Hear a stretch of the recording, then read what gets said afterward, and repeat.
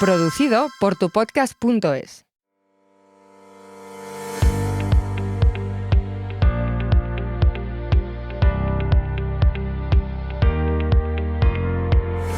¿Qué tal? Bienvenidos. Nuevo episodio de Rompiendo el Mercado, muy bien acompañada en este martes, una jornada en la que, semanita a la que tenemos por delante bastante complicada en los mercados, muchas noticias, un cambio de rumbo que puede pasar y además con noticias muy frescas porque es que esta semana había una imagen que os la voy a mostrar, esta, que se ha hecho casi viral, diría yo, casi en Twitter, ¿no? En eso de chao, mercado para osos, bienvenidos mercado para toros.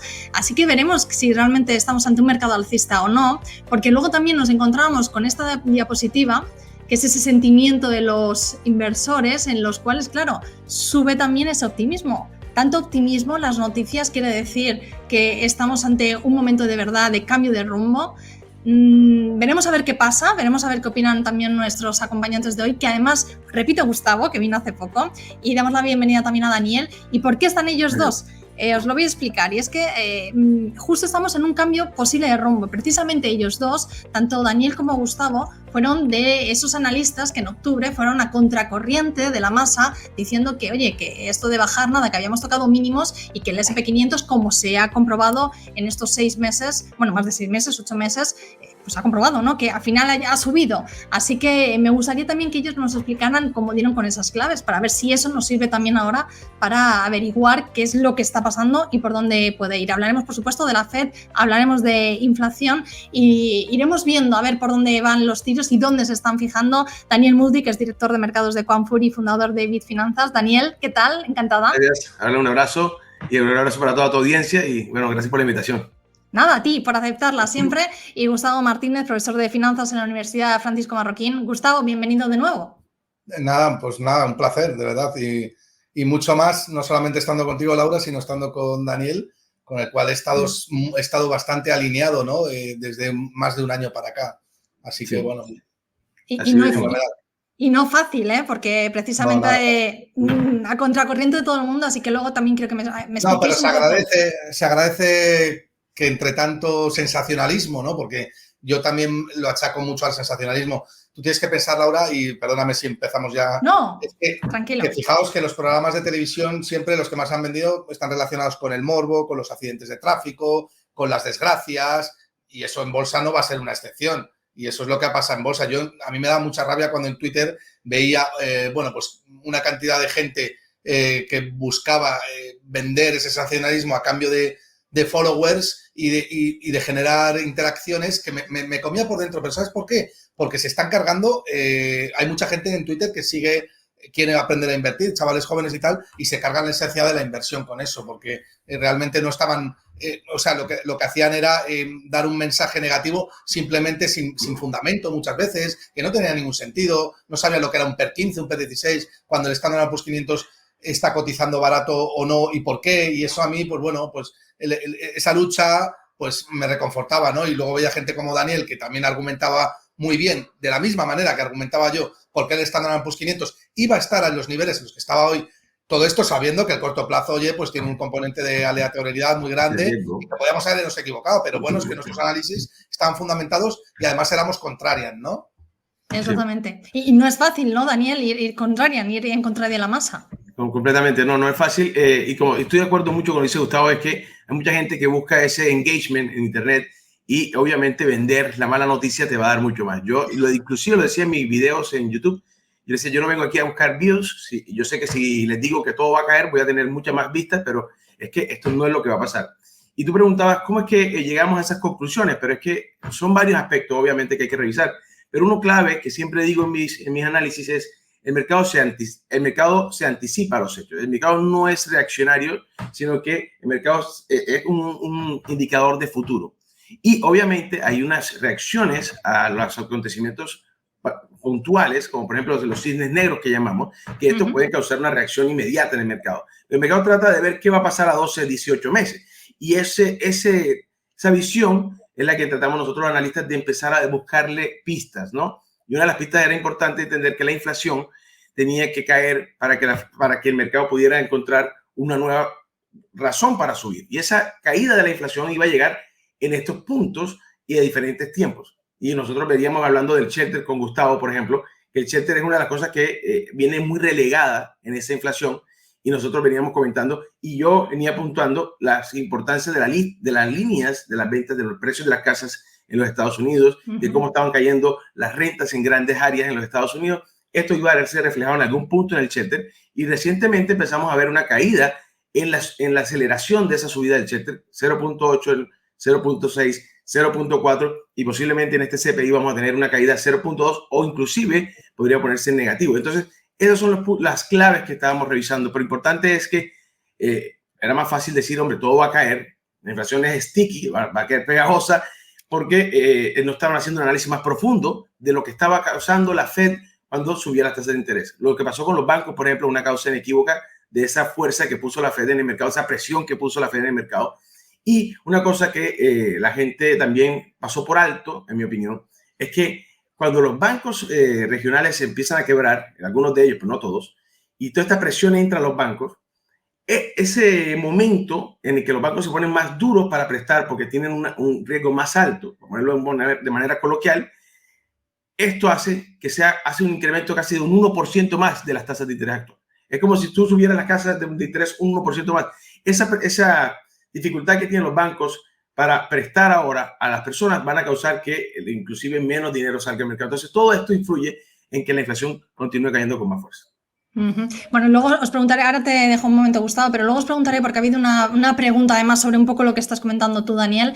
Nos han hecho una pregunta, siempre solemos poner los invitados de cada semana en la parte de la comunidad de YouTube, también en Twitter, y nos han hecho una pregunta sobre cómo puede influir precisamente eso del crédito ahora con la decisión de la Fed. Gustavo, perdona que te he interrumpido.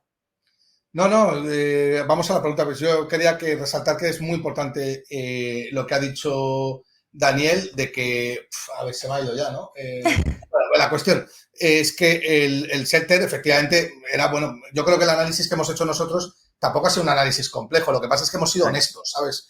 Y es muy importante lo que ha dicho Daniel, ahora me viene, de que nosotros lo que hemos procurado ha sido luchar un poco contra ese sensacionalismo, ¿no?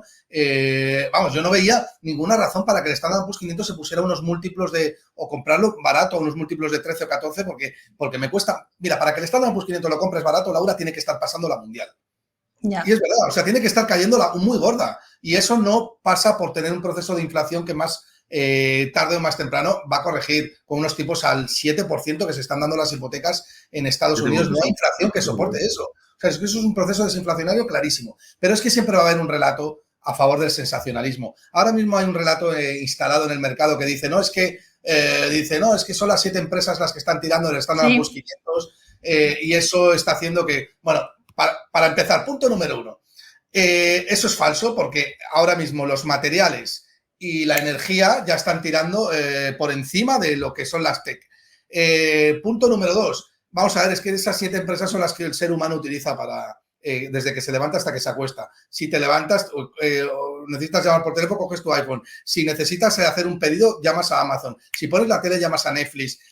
Bueno, si enciendes el ordenador, necesitas Microsoft y Google. Con lo cual es normal que esas 7 empresas tiren del Standard & Poor's 500. Eso no es ninguna obviedad, ¿no?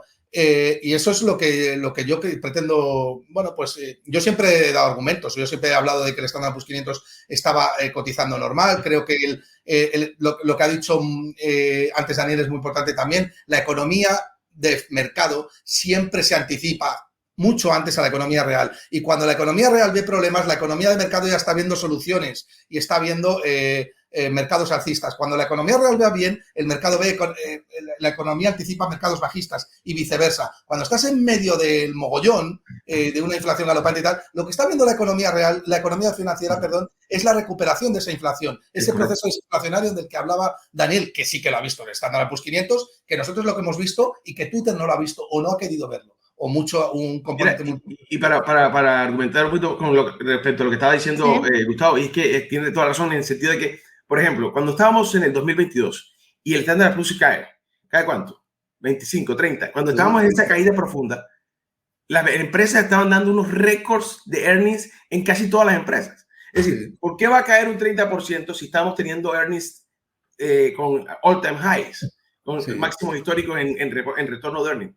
Porque el mercado no está viendo los earnings actuales, sino que lo que va a apretar la Fed en los próximos 6 meses, cómo va a afectarse esos earnings. Entonces empiezan a caer porque bien que vamos a combatir esa inflación y que al combatir la inflación vamos a desacelerar la economía. Y entonces la caída se da por todo lo que estamos viendo ahora. Esa desaceleración que estamos viendo ahora fue la anticipación en el 2021.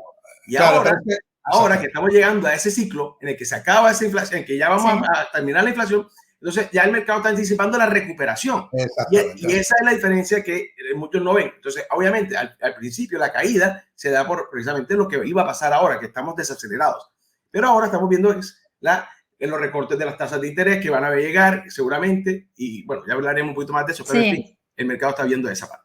También te digo, Laura, que no todo es deshonestidad en Twitter. Es que mucha gente no tiene ni idea de mercado directamente. O sea, hay un 50% de deshonestidad, otro 50% de gente que no tiene ni idea. Entonces buscan rápidamente generar engagement, pues con el sensacionalismo clásico. Yo me acuerdo en aquella época que colgaba un Twitter porque pensaba que la gente se estaba equivocando, porque habíamos tocado suelo en 3.600, que animaba incluso a comprar, aunque no viera el Standard & Poor's 500 siempre lo he visto un poquito caro, pero animaba a comprar, ¿no? Y la gente pues me daba un like o dos, mientras que otro que decía, esto se va a 3.000, viene el Armageddon bursátil, esta no se liquidez, de repente recibía 50 likes. Bueno, pues esos que han decidido estar en liquidez, ahora pierden un coste de oportunidad muy fuerte de no haber estado.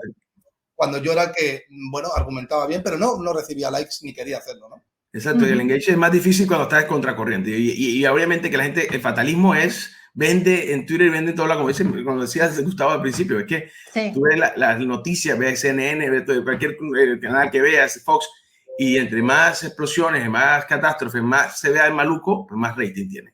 Y eso pasa también en bolsa, como decía Gustavo, así es.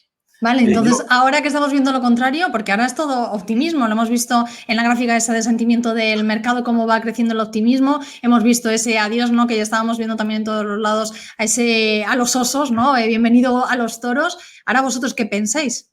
Aunque ahora hablaremos también de la Fed, pero vosotros ahora ¿cómo lo veis? Claro. Bueno, es una gran pregunta, claro.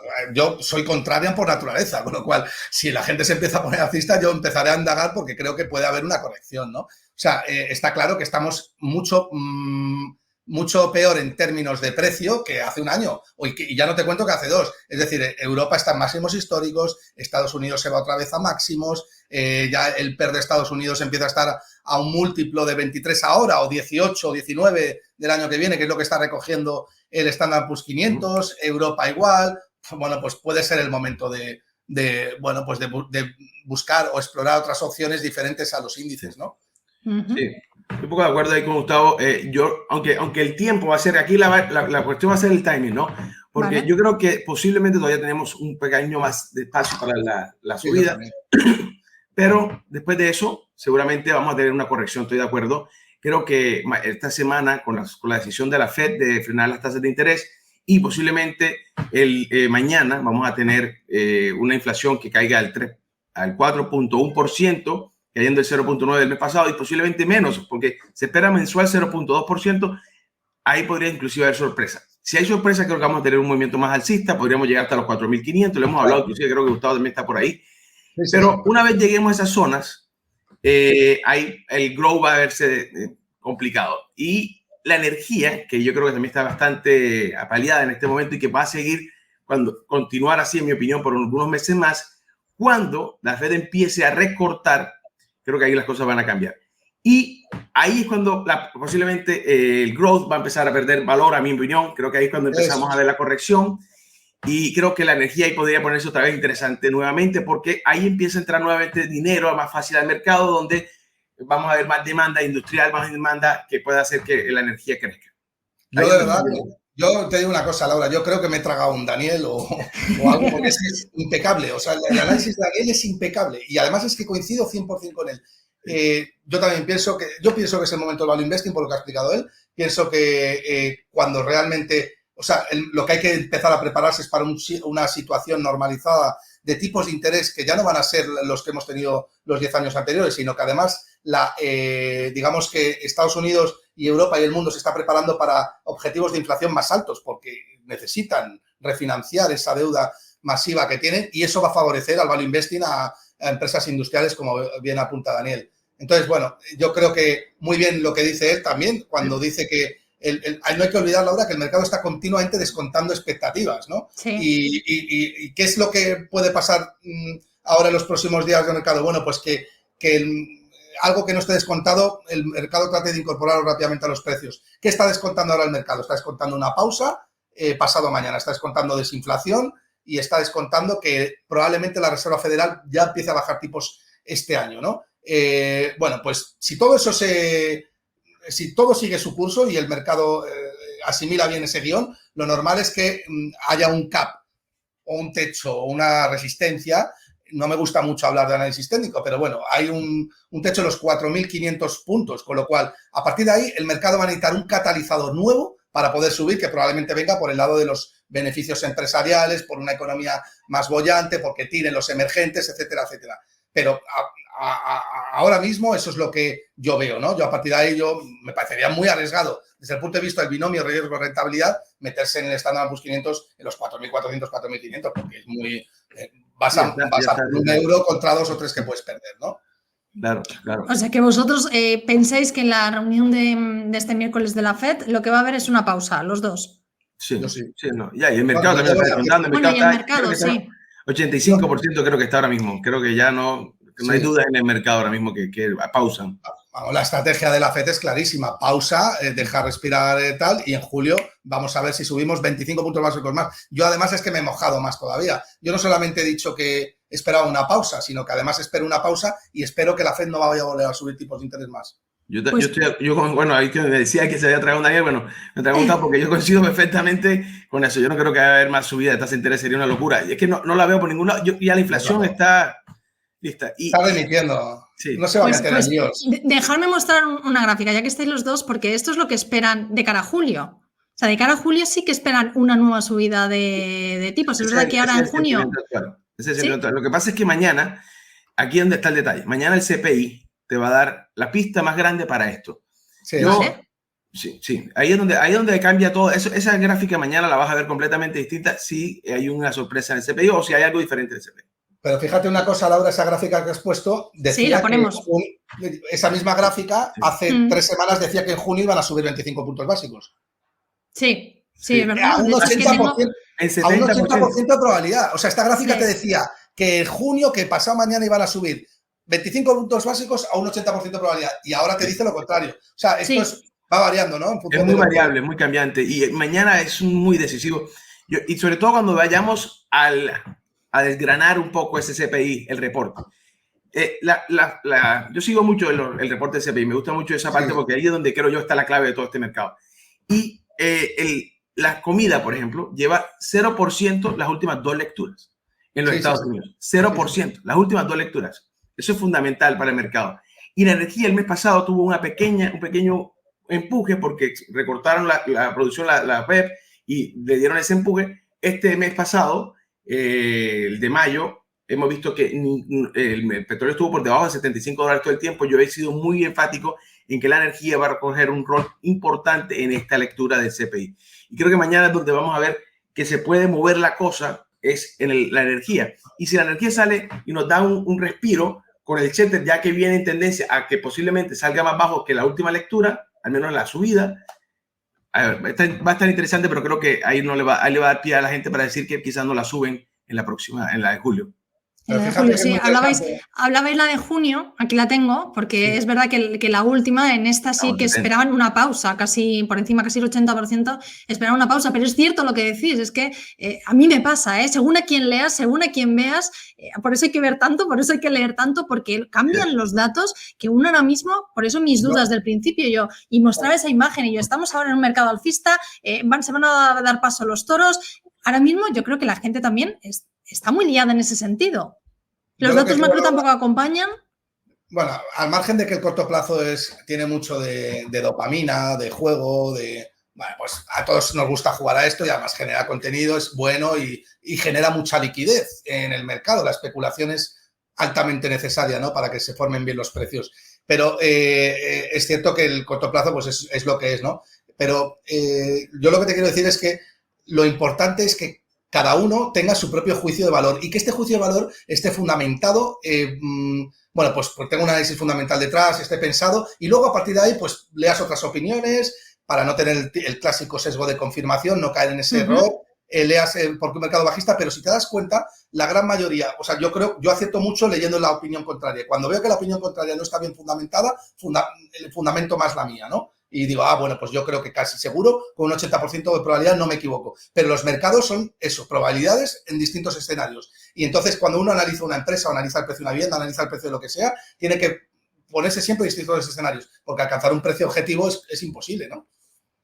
Sí, de hecho, a mí me gusta mucho lo del sesgo de confirmación que estabas diciendo, Gustavo. Aquí en Rompiendo el Mercado, precisamente, lo que intentamos, invitando a grandes expertos como a vosotros dos, es que la gente vea muchas opciones. De hecho, la semana pasada, nuestro Rompiendo el Mercado de la semana pasada, nuestros dos expertos decían todo lo contrario a lo que estáis diciendo vosotros. O sea, totalmente contrarios. Eran los dos pensaban de forma técnica que lo más probable, tenían que ver a ver cómo iba lo del SP500, a qué niveles iba llegando, si superaba esos 4.300 puntos, pero ellos lo más probable era que veían que tuviéramos cuidado porque podíamos darnos un golpe fuerte, vamos. Sí, pero eso lo acabamos de decir Dani y yo también. Quiero decir, nosotros ahora mismo, yo en 4.300, 4.325 hay una resistencia fuerte, ya está recogido todas las acciones de la FED dentro de ese precio, necesitamos nuevos catalizadores para impulsarnos a 4.500, pero que ya no hay demasiado valor, o sea que necesitamos algo más, poner algo más encima de la mesa para disparar ese índice otra vez a máximos. Sí, y yo quiero decir algo, ese catalizador que estoy viendo yo hasta los 4.500 es posiblemente la inflación. La inflación va a ser con mucha fuerza, mucha fuerza. Sí. Nunca me han visto una caída entre 2 meses tan fuerte como la que vamos a ver ahora en 70 años. Lo estaba comentando Carl Quintanilla, que yo vengo diciendo eso de hace 3 meses, lo decía Credit Suisse. Pero una cosa importante, en 70 años no habíamos visto una caída tan fuerte en 2 meses seguidos en la inflación. Esto te dice que la inflación empieza a ser con mucha fuerza y que la Fed va a tener que aguantar las tasas de interés y posiblemente en algún punto pueda empezar a cortarlas. Entonces, ese catalizador podría traer esto a los 4.500. Lo que pasa es que cuando llegues ahí y la Fed tenga que cortar las tasas de interés, ahí es donde yo veo que puede venir ese golpe en el growth y podríamos ver más en el value, como estábamos comentando con Gustavo. Bueno, me gustaría apuntar una cosa a lo que ha añadido Daniel, que es muy importante. Fijaos que ahora mismo el mercado está pendiente de nosotros. Si tú quieres ganar pasta en bolsa, lo digo así en un lenguaje vulgar, tienes que anticiparte siempre, ¿vale, Laura? Siempre. ¿Vale? El mercado que está pendiente ahora, el mercado está pendiente de encontrar un techo de tipos de interés y ver a partir de cuándo ejerce el famoso pivot o el punto de inflexión. Pues ahora lo que nosotros tenemos que estar pendientes es de, a partir de ese techo, cuál va a ser el suelo de tipos de interés. Y ahí es lo que está diciendo Daniel, que es fundamental. El suelo es lo que te va a marcar el próximo ciclo económico en el corto plazo. Y si eres un tío analítico, te vas a dar cuenta que el suelo ya no va a ser el 0%. Cuando el mercado empieza a buscar el suelo, diga, ¿dónde está el suelo? El 2, 2,5, tal. Ahí es cuando te vas a dar cuenta que las empresas, las que tienes que comprar, no son tanto growth ni tecnológicas, sino como empresas generadoras de caja. Muy de acuerdo ahí. Y una cosa que quería agregar, que estábamos hablando del shelter y estamos hablando de la energía. Hay otro indicador dentro del CPI que podría dar sorpresa mañana, que es el de los carros usados, que fue muy fuerte en la última lectura y que se espera que, como he dicho, están reventando en este momento los precios y eso puede cambiar enormemente en la próxima lectura. Entonces tenemos varios indicadores que me dan la impresión de que este CPI va a ser bastante bueno y que va a dar pie a la Fed. Ahora, otra cosa es que el periodo que hay entre cuando para la Fed la subida de las tasas de interés hasta que las corta, históricamente hablando, ha sido bueno para el mercado. En el momento de pausa, pero una vez corta, ahí siempre ha salido pues la caída. Entonces, entender cuándo es que van a empezar a cortar. Yo pienso que van a empezar a cortar apenas consigan el objetivo o bastante cerca del objetivo, y si no tienen otra presión, porque algo más se puede romper, ¿cierto? Pero el objetivo por encima de ese 2%, ¿no? Según estoy entendiendo a los dos. Sí, es que además ya lo han dicho. O sea, es que creo que Europa ya lo ha dicho claramente, que el objetivo ya no va a ser el 2%, y Estados Unidos ha dicho que el objetivo de inflación estaría entre el 1,5 y 2,5. Vamos, que lo que te está diciendo es que van a tener que subir el objetivo de inflación porque no hay otra manera para sostener toda esta deuda que hay inmensa, y además a los americanos les viene fenomenal, que genera inflación, y esto no es otra cosa que devaluar la moneda fiat, es decir, empobrecer a los tenedores de moneda fiat. Esto no es otra cosa que estafar a la gente. Porque la inflación es un impuesto encubierto. Sí, silencioso. Todavía le he dicho así, impuesto silencioso. Eso es lo que es, siempre lo han hecho. Es una estafa, porque además la gente no sabe ni siquiera que es un impuesto. O sea, te dicen, no, tú, mi moneda protegida por el Estado y tal y cual, pero no te preocupes que yo te voy a empobrecer rápidamente porque tengo que pagar tengo que financiar el Le populismo. quito todo el poder adquisitivo, que a la larga es lo que vale en el dinero, el poder adquisitivo. Pero si es que es la única manera de que se sostenga el gobierno, con promesas banales, falsas, sueños incumplidos, que luego se financian con inflación. Es decir, Sí. Bueno, Es que, No, Gustavo. Para casos extremos te vas a Venezuela y ahí lo tienes. Terminaban haciendo fogatas con la plata porque ya ni siquiera de papel higiénico que la podían usar. Ni siquiera los bancos centrales nacen para eso, Daniel. Los bancos centrales nacen para para poder seguir perpetuando el socialismo y asegurar de que realmente se perpetúa, empobreciendo más a la gente en lo que creen ellos, ¿no? En lo que creen ellos. El sistema es una estafa. La moneda fiat es una estafa grandísima, vamos. Y eso, lo que pasa es que, claro, eso no cambia de la noche a la mañana. Por eso, pero ya empieza a haber sustitutos monetarios como Bitcoin, que no sabemos dónde llegará, ¿no? Pero la gente empieza a darse cuenta. El oro se está yendo. La gente, claro. Claro que la el oro está mal. El oro es un rally. El oro es el activo más claro de que hay en la próxima década. Desde tiempo inmemorable. Sí, eso os iba a preguntar, ya que estáis hablando del oro y del Bitcoin, porque el oro es verdad que se está hablando mucho de él y dicen que este 2023 va a tocar máximos otra vez. ¿Lo veis vosotros también? ¿Creéis que puede ser...? Yo soy muy artista. Bueno, yo soy muy artista. Lo dejo hablar a Dani. Sí, en el oro. No, el oro, a mí me parece que el activo como tal me parece buenísimo tener el oro, pero va a depender también de los tiempos. Si usted ve, en los últimos 10 años el oro no ha subido mucho de valor. De hecho, se ha mantenido, aunque no ha perdido valor, que también es algo positivo, porque si tú analizas la inflación que sufrió Europa, por ejemplo, el oro se mantuvo muy a la par con el dólar, inclusive ganó más que el dólar. Entonces fue una muy buena inversión para todo el que estuvo en Europa protegido en oro. Muy buena inversión por la inflación que hubo en Europa. Pero yo en lo personal, viendo a 2-3 años, el oro lo tengo en mi cartera, sí, pero no me voy a refugiar todo en el oro. No, eso es lo que yo diría en este momento. Vale, Gustavo. Bueno, yo estoy de acuerdo con Dani. De hecho, yo lo que llevo no es oro directamente, sino empresas productoras de oro, mineras, royalty, que las veo muy baratas, ¿no? Con respecto a lo que es el oro. Ahora, dicho esto, yo soy muy alcista con el oro a largo plazo, porque, bueno, pues por el... Gustavo, te hemos dejado de escuchar. No sé si se ha desconectado nada, no te escuchamos. Parece que algo se ha debido de desconectar. Daniel. Sí, lo que estaba diciendo Gustavo, sí. Y es que la subida del oro, sobre todo estamos en vivo, ¿cierto? ¿No? Okay. Vale, no te escuchamos, Gustavo, de momento. Ahora. Vale. Ya está. Dale. No, dale, que yo pensé que estábamos en vivo. No, que yo lo que decía es que el mismo argumento por el cual digo que la moneda fiat es una estafa, pues es el mismo catalizador del oro, ¿no? Porque es el sustituto monetario, no es el sustituto monetario, es que el oro es de dinero desde los siglos de los siglos y por excelencia, ¿no? Es el único activo real que se comporta como dinero. Por tanto, a largo plazo soy muy alcista en oro, pero estoy de acuerdo con Dani que hay que vigilar el timing. El oro sube protegiendo contra los tipos de interés reales negativos, es decir, por la incapacidad que tienen los bancos centrales de respetar el tipo de interés real del mercado. Como tú no puedes respetar ese tipo de interés, me lo cargo. ¿Cómo? Generando inflación. Es decir, eso que te daba un 5 ahora te va a dar un 1. ¿Por qué? Porque a mí me da la gana. Vale, pero con el oro no sucede. El oro lo que te hace es proteger de ese tipo de interés real negativo y es por lo que yo creo que a largo plazo va a subir. Ahora bien, si entramos en un proceso desinflacionario donde el dólar se vuelve a apreciar no con respecto al resto de divisas, sino con respecto al resto de bienes, de servicios de consumo, esto es deflación, entonces el oro puede salir dinero del oro para irse otra vez a activos que sean proclives a revalorizarse como consecuencia de la deflación. Con lo cual, el oro es complejo también, porque además no produce nada, ¿no? Como decía Warren Buffett, no tiene rendimientos exógenos, ¿no? Pero yo a largo plazo soy lo que soy con el oro, ¿no? Y además el oro siempre será un buen activo. Yo estoy de acuerdo 100% con Gustavo.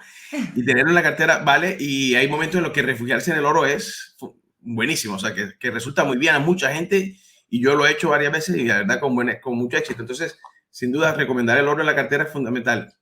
Yo con el growth, por ejemplo, ahora que estamos llegando, pues sí, posiblemente llegamos a ese tope y cuando empecemos a ver una caída, y estamos hablando de la industrialización, también de la energía, los commodities, bueno, en esas circunstancias el oro también va a actuar muy bien en ese momento. Podríamos ver que el oro coge mucha fuerza una vez se empieza a ver una caída en la bolsa. Sí, vale. Yo estoy de acuerdo, pero Laure, ¿y por qué no? Bitcoin también, es decir, todo aquello que sea sustituto. Claro, Bitcoin es otro activo real. Además de ser un activo real, es un sustituto monetario. Es verdad que está en un proceso de monetización complejo y además que todavía no reserva de valor, obviamente, pero pero hay que tenerlo en cuenta, ¿no? Y en un escenario como el que estamos de estafa continua y que va a ser prolongada en el tiempo, pues, oye, pues es fácilmente, bueno, yo diría que lógicamente es lógico pensar, ¿no? Que algunos activos como Bitcoin puedan revalorizarse, ¿no? Porque además tiene propiedades que el oro no puede cumplir, ¿no?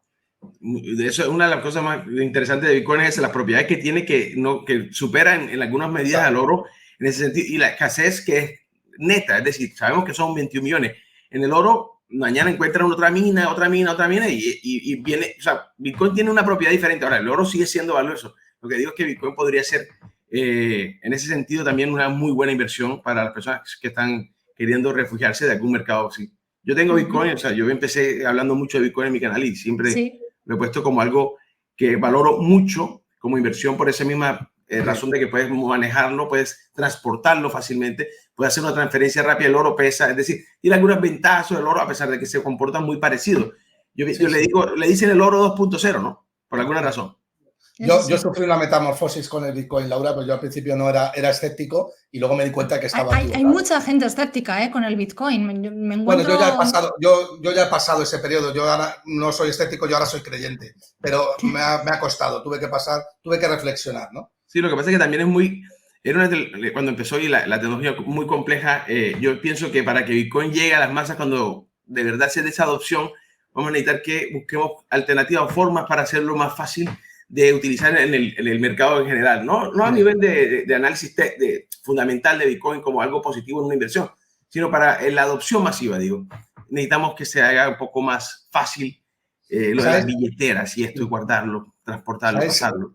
En mi opinión, el problema grande que tiene Bitcoin es, bueno, pues que, o sea, el hecho, lo que ha dicho Daniel es muy importante, ¿no? Que el oro no, digamos que Bitcoin tiene una oferta muy fija, pero claro, eso es un arma de doble filo, porque el hecho de que sea una oferta completamente rígida no permite aumentar esa oferta si hay un mayor número de gente que quiere comprar. Es decir, si hay mayor demanda, no permite que esa oferta se acople a esa demanda, con lo cual es muy deflacionario por naturaleza. Y el problema de la deflación es tan malo como el problema de la inflación. Claro. Entonces, hay maneras que podría solucionarse, como girar letras o pasivos en torno a Bitcoin, pero lo cierto es que la volatilidad de Bitcoin hoy en día es inherente a Bitcoin.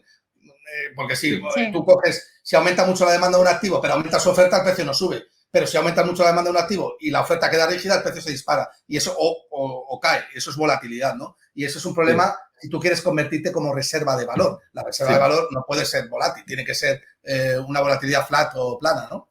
Pero los creyentes como vosotros... Los creyentes como vosotros en Bitcoin, sí es verdad que dicen que ahora mismo, muchos, yo por lo menos lo que leo, lo que escucho es, ahora mismo no es valor refugio, pero lo será.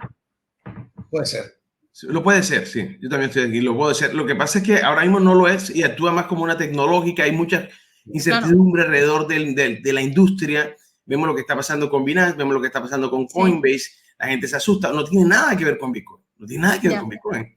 Pero lo asocian, Daniel. Claro, pero obviamente como son los que ahí lo compran, ahí lo venden, ahí lo guardan, entonces dicen, bueno, es que me están atacando a Bitcoin. Bueno, a Bitcoin no están atacando a unos actores dentro de la comunidad de Bitcoin que se benefician del intercambio de esos activos, pero no tiene nada que ver eso con el activo como tal. Y Bitcoin es impermeable a eso. Lo que pasa es que obviamente hay especulación y la especulación y la liquidez. Ahora mismo estamos en una de las peores liquideces, peores momentos de liquidez de Bitcoin en este momento. En la liquidez como tal.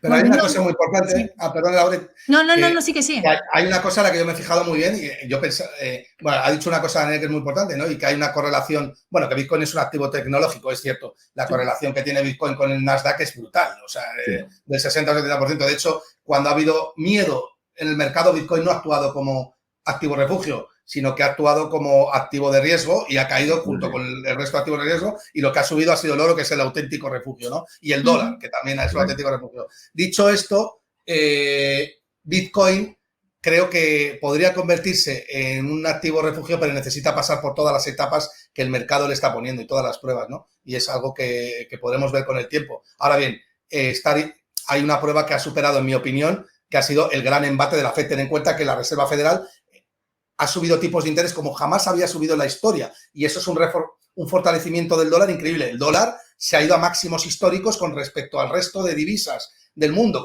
Se ha cargado al yen, se ha cargado al yuan, se ha cargado la divisa colombiana, se ha cargado todo. Es decir, todos aquellos que decían, no, es que el yuan, es que es un competidor contra el dólar, todo mentira. Pero, sin embargo, el Bitcoin ha caído, pero no ha caído mucho más que muchas empresas tecnológicas del Nasdaq, que ha caído un 80 o un 90%. Es decir, que Bitcoin ha aguantado muy bien ese gran embate de la Reserva Federal. Y eso yo creo que es un punto a favor, porque ha eliminado mucho especulador, pero ha dejado al descubierto, como decía Warren Buffett, cuando baja la marea se ve quién nada desnudo, ha dejado claro y televidente quién era, que hay mucha gente que cree en Bitcoin como un activo monetario a futuro, ¿no? Sí, volviendo al tema de la Reserva Federal, los dos, por lo que veo, pensáis que va a haber pausa, que no van a volver a subir tipos, por lo menos de momento. Incluso ya habláis de ese recorte, ¿no? En cuanto a tipos de interés. ¿No pensáis que puede pasar después del susto que hemos vivido la semana pasada con el Banco de Canadá? Algo así. O sea, el Banco de Canadá pausó y ha vuelto a subir por sorpresa 25 puntos básicos. ¿Creéis que va a poder aguantar la Reserva Federal? Bueno, yo creo que la Reserva Federal no juega como el Banco de Canadá ni de coña. O sea, la Reserva Federal tiene ya hace tiempo decidido que no va a subir tipos de interés y si lo hace injerencia al mercado de otra manera. La Reserva Federal no juega a los dados, o sea, sabe que se juega mucho y entonces necesita tomar el pulso al mercado para luego tomar ellos decisiones. Esto es muy importante entender. O sea, los mercados no van detrás de la Reserva Federal, es la Reserva Federal la que va detrás del mercado. Y una vez que entiendes eso, te das cuenta de que la Reserva Federal no creo que actúe por sorpresa el pasado mañana elevando tipos de interés. Si lo hiciera, yo tendría que replantearme muchas cosas que tengo en la cabeza, ¿no?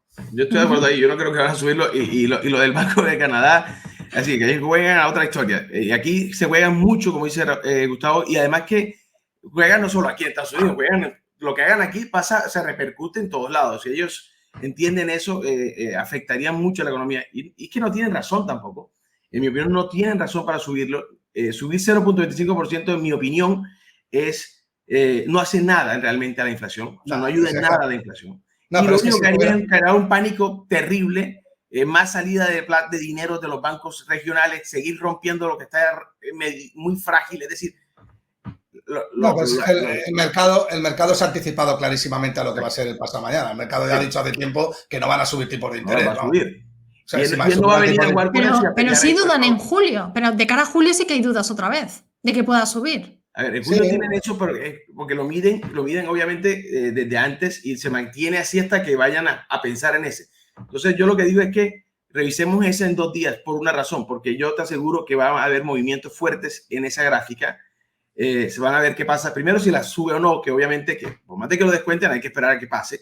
Y la otra es que lo del CPI. Creo que ahí es donde va a venir la clave. Pues habrá que fijarse en ese CPI, a ver por dónde va y a ver si estaremos pendientes de esas gráficas que he mostrado. Y nada, os invitaré de nuevo y os diré, oye, ha subido, ¿no? A ver lo que pasa de cara a julio. Había también otra gráfica que además... que yo creo que te la vi también a ti, Gustavo, en redes sobre ese 20% de subida del SP500 desde mínimos. Sí, decir, sí, yo también puse algo parecido. Sí. Tú también, ¿verdad? Yo creo que incluso a lo mejor lo veían los dos. Vi la gráfica que mostramos y era pues eso, salvo, a ver que lo pongo en grande porque si no yo no lo veo bien, pero salvo fue en 2001, que sí es verdad que una vez subido a ese 20% desde mínimos del SP500, salvo 2001, perdón, ahí sí es verdad que al mes de esa subida bajó, luego a los 3 meses también, incluso al año. Pero, sin embargo, en el resto de años que ha sucedido esto, en todas ha subido el SP500. Por lo tanto, buen año se espera, según también estos gráficos, ¿no? Según la estadística, sí. Según la estadística, exacto. Otra cosa que yo quería comentar, no era esto exactamente. Lo que yo había comentado es, después de una caída del 20% del Standard Poor's 500, la gente dice, bueno, entramos en un bear market. Ese es como el consenso. Pero muy poca gente estaba cantando el bull market hasta ahorita del 20%. Pero siempre van detrás, porque cuando tú cantas el 20%, ¿cuánto le quedaba de pierna a esa caída después del 20%? En la caída y ahora, ¿cuánto que le queda de subida a este bull market? Están cantándolo ya al final del bull market, es decir, o del movimiento. Estamos llegando a ese tope donde vamos a tener que caer nuevamente para buscar otro catalizador que nos lleve, que serán los fondos de los tipos de interés. Es que vamos a ver, es que estamos hablando de que estábamos en octubre en 3.600 puntos. Sí. O sea, estamos hablando de un 20% en cuánto, ¿noviembre, diciembre, enero, 8 meses Sí, o algo 8 así. meses. 6, 8 Como meses, estábamos. porque llegamos Sí. casi Oye, antes. de todas maneras, hay una cosa interesante que comentar. El otro día he visto que estaban las opciones call en máximos de 14 meses. O sea, que el mercado sigue pensando que el Standard & Poor's 500 va a tirar. Lo que pasa es que se están cubriendo con primas por si acaso hay un cambio en la Fed y para cubrir esa volatilidad, ¿no? O sea, que el mercado es claramente alcista, pero es que yo nunca he dejado de creer que el mercado fuera alcista. De hecho, yo todo esto que hemos vivido, para mí era una pequeña corrección dentro de un gran mercado alcista que se inició desde el año 2008. Correcto. Pero lo que pasa es que, bueno, yo he tenido muchos problemas por todo esto, Laura, en Twitter. O sea, periodistas que me han atizado, pero no te puedes hacer una idea. Sí, me imagino. Gente que me ha dejado de seguir, con los que tenía buen feedback, muchos, yo que sé, influencers que tenía muchos seguidores que decían, este tío está loco, solo quiere vender la moto, es que tiene que captar clientes, y luego todos callados y nadie reculando ni nada, ¿no? O sea, te quiero decir que el mercado hay que tener mucho respeto y emitir un juicio de valor contundente es complicado, ¿no? Y soy mojarse también es complicado y después mira cómo salen las cosas. Entonces, a mí me pasó lo mismo que a Gustavo y perdí también bastantes seguidores, me atacaron, me recibí crítica normal en este mercado. Bueno, nos exponemos a esto, o sea, es lo que hacemos, pero independientemente, para que te des cuenta cuando hay un tipo, porque si a mí me dices, bueno, no va a pasar, pero con una fundamentación clara y definida y podemos llegar a un debate con números, con fundamentos. Sí, con datos, claro, exactamente. Pero ahí es simplemente a veces que son trolls o esta gente que llega a insultar y a decir que no, que esto no va a pasar así basado. Y al final confunden a otras personas y ese es el problema, lo decía Gustavo al principio, porque confunden a gente que está empezando, que quieren aprender y pierden o se salen o pierden dinero. Cuando quieren ver ya es muy tarde para volver a buscar esas oportunidades. Sí, además hay una particularidad, es que todos guardan un patrón muy común y es que suelen ser, bueno, analistas técnicos, pero además de bajo perfil, o sea, que te trazan 2 rayas, 2 líneas de tendencia y ya te dicen dónde va a ir las 500 empresas más importantes del mundo, ¿no? Y eso suele ser, no, es que viene el Armagedón, Busati y no sé qué y tal. Bueno, pues oye, demuestra que estás súper corto y entonces a partir de ahí ya por lo menos tienes un pelín de fundamento para creerte, pero es que ni siquiera eso, ¿sabes? Oye, y estábamos hablando, que lo decías antes también, Gustavo, de esas 7, ¿no?, grandes que estaban tirando del SP500, que eso es lo que se está diciendo. ¿Es momento ahora de las small caps, de las pequeñas y medianas compañías? Yo estoy invertido en small caps, sí. Small caps, este momento, yo también estoy de acuerdo. Ahora, estoy de acuerdo con Gustavo cuando dice que eso no importa que sean 7 las que tiren, es que esa es la economía. Puede ser 7, puede ser 8, las que son. Y si el Standard & Poor's está subiendo es porque el mercado está bien. Ahora, claro, yo vi la estadística, independientemente que estén por debajo, la gran mayoría en el S&P 500, tampoco es que estén tan mal. Hay unas que están muy mal, pero no es que todas estén mal. Entonces, no, ese argumento me parece que no tiene pie o valor.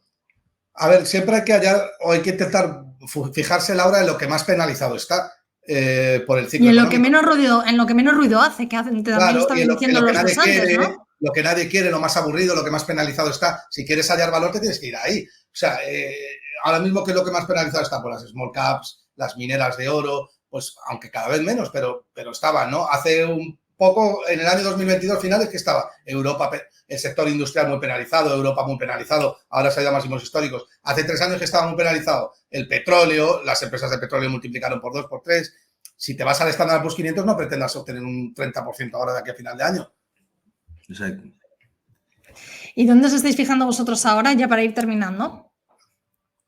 A ver, ¿qué me estoy fijando yo? Bueno, sí, voy a montarlo yo. Yo estoy en el sector energético. Ahora mismo estoy revisando a ver si puedo encontrar algo, porque hay muchas de estas empresas que están perdiendo en este momento valor. Creo que van a seguir perdiendo un poco de valor, pero ahí van a venir algunas oportunidades, creo yo. Siento que todavía vamos a tener un periodo todavía bueno en el growth, entonces todavía estoy en growth, estoy buscando todavía ahí algo, sobre todo en las que ya yo vengo, porque vengo desde octubre, noviembre comprando, entonces me voy a mantenerme un poquito ahí también, pero como te digo, me voy a ir cambiando ya el chip a buscar algo más en value, a buscar algo más en energía también y empezar a ver lo que puede pasar este año. Yo creo que vamos a tener cortes de las tasas de interés este mismo año. Creo que podrían llegar... Este mismo año, en 2023, ¿ya crees? Sí, yo creo que va a llegar este mismo año. Creo que la FED va a conseguir el objetivo o va a estar cerca del objetivo y cuando las cosas empiecen a apretarse demasiado, le va a tocar cortar las tasas de interés. Creo que va a ser una reacción, pero independientemente de que sea una reacción, va a ser va a llegar este mismo año. Y cuando llegue, creo yo que vamos a tener una corrección en el mercado accionario, sobre todo en el growth, vamos a tener una corrección y es ahí donde creo que viene la oportunidad para pasarse a estos otros mercados como algunos commodities, energía y industrialización. Creo que ahí vamos a venir porque cuando empiezan a cortar vamos a tener una reactivación nuevamente de todo el sector industrial y toda la parte que tiene que ver la compra de los commodities. Vamos a tener un aumento en los commodities. Creo que ahí van a venir después de esos recortes, pero obviamente ahí empieza una caída en el growth, en mi opinión. Gustavo.